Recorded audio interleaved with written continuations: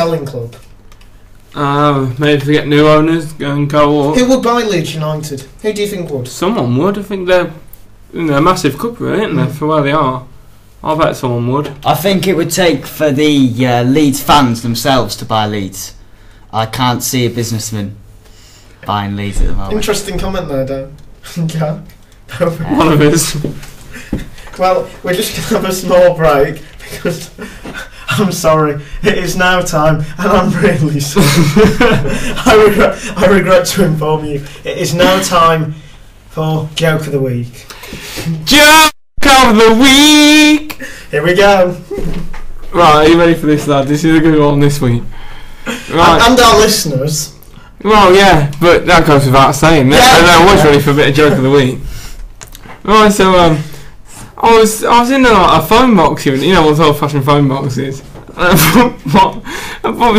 what a punchline is yet. I bumped into it was like I had a knock on the window. It was old Roger Dolce. And I was like, what's going on? And he was knocking on the window. And he started shouting at me, telling me to hurry up. And I said, who do you think you are?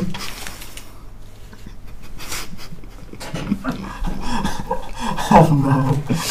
Oh no.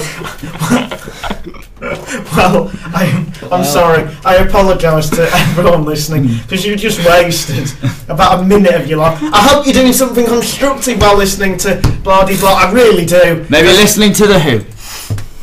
Well, no. But they won't be listening to us then, won't they? Well, they probably won't. Well, they won't be listening now after that performance there. Well done, Dale. Anyway, so literally, he put on his phone, you've got to do the Joke of the Week segment to me. No. You got to give what the listeners demand. They demand Joke of the Week. So I doubt it. Well, we've never actually put it online yet because we're doing two in a row. Then we're going to put them online, and we're going to just have a little sub-point, a little break, and that is follow us on Twitter, the blah de blah. That is, I'll type it in for you. THEBLAHDBLAH. You press send, and then you will get the blah de blah. We have currently got 5 followers. Yes, that's right. We're following 208 people, and 5 are following us, and 2 of them don't. I'm pretty sure 2 aren't real. So anyway, that ain't the point. The point is you should follow me at Thomasini. That's at THOMASFEAHENY. You should follow Dale Harris. Dale. Oh, it's a bit of emphasis on the Harris. Doesn't need to be. Just the Dale Harris and the 1991 after it. That's all you need to know. Jack. And Jack Elliott. That's Elliott with 1 T, not 2. It's a common mistake that people make. Jack Elliott, 1993. You can follow me on Twitter. So now we are actually going to go back to the serious matter of football and finance. You mix the two together, normally ends with a club in administration. But the question is which club is the best run in terms of finance, in terms of fan atmosphere, in terms of the whole package? Which club has an owner in which fans go, you know what? He is a top bloke. I'm going to throw it out there. I'm going to throw one out. Tottenham Hotspur. Jack. And we're going to talk about each one individually. I'm going to throw it out as Arsenal. I'm going to throw it out as Wigan Athletic. So we're going to, and we want your thoughts on this. So tweet us some advice, tweet us some constructive criticism, tweet us which one is better, Tottenham, Arsenal or Wigan. I think we'll have our little say on this issue, and I'll start. Right. With Wigan Athletic. And my reasoning is this: Dave Whelan took over this club when they were bottom of the they were bottom of the bottom. They had no hope of going up. And I just made I made a lot of friends from Wigan, and they told me, Dave Whelan saved us. He saved us from the abyss. He has taken over the club. Roberto Martinez, look at the amount of time he's given Roberto Martinez. Look at the amount of time he gave Steve Bruce. Look at the amount of time he gave Paul Jewell. He's a man who has given the club that chance for teams to grow. Hugo Rodallega for $6 million. Do you want him? Yeah, go on then. You can have him. And he's done all right. You know, he's willing to give managers that leeway of making, you know, giving them that chance to take a risk. He's not the greatest, you know, he's not the wealthiest man in the world, Dave Whelan, but he has said that when he leaves the club, the stadium he's going to give to the club. Currently it's owned by him, and it means that, you know, that debt of that stadium is going to disappear the moment he leaves. So he's going to leave with a £40 million, you know, goodbye. And in my opinion, with the people I know from Wigan, they've told me Dave Whelan is a fantastic owner. He gives managers time. He gives them money when they need it, and the club isn't actually in that big a debt. Well, that's my Wigan case. Now it's time for Jack Elliott. Well, the reason why I said Arsenal was because, you know, they've got a lot of young players. The academy's solid, and you know they're not in the massive debt that Manchester United have been under the Glazers, and they haven't, you know, they didn't do what Leeds United did. They haven't gone and spend big and then it all collapse on top of them. So that's my case for Arsenal. And you know, of the Arsenal fans which I've talked to, a lot, you know, they're not happy with the way Wenger's, you know, some say he should be sacked, but the vast majority agree with the way that the owner. You know, he's had a look. He's obviously had a sit down with. So, do you believe that Stan Kroenke is a better owner than the previous? Because of course, it was owned by quite a few last time. I think Stan Kroenke is a better owner, and I think he understands.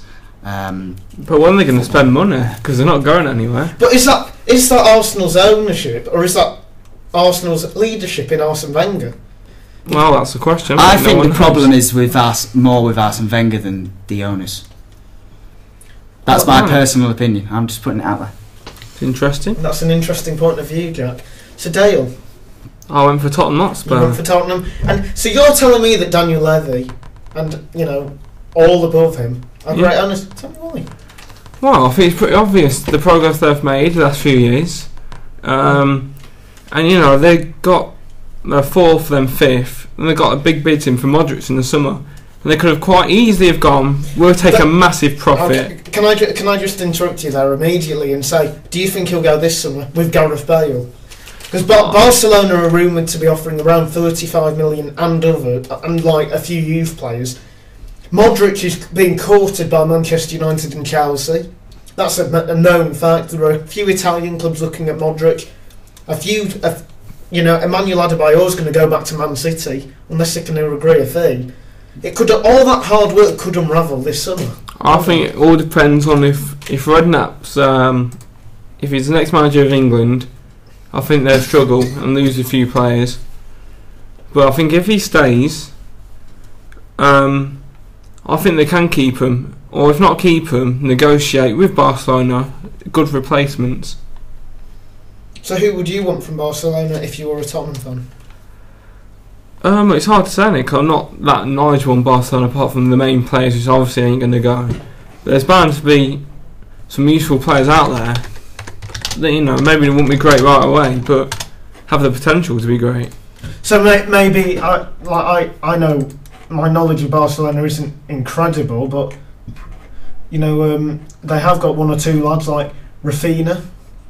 Maybe Rodri, them attacking players who maybe Tottenham could mould into. When you look at the amount of players that have gone through the Barcelona youth team and made a success of it, you've got Messi, Motta, Kirkic, Puyol, Xavi, Victor Valdez, you know, Danny Pacheco. Yes.